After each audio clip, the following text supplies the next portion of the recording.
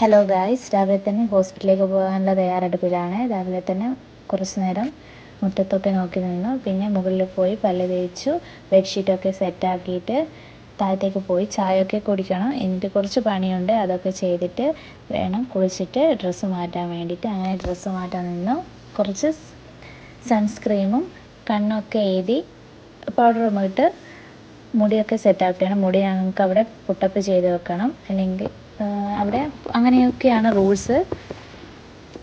പിന്നെ അവിടെ മൈക്രോവേവ് ഞങ്ങൾക്ക് ഫോൺ യൂസ് ചെയ്തുകൂടാ. അതുകൊണ്ട് തന്നെ നമ്മൾ പോയാൽ ബാഗിൽ അത് ഫോൺ വെച്ചിട്ട് ആണ് ഡ്യൂട്ടിക്ക് കയറുന്നത്.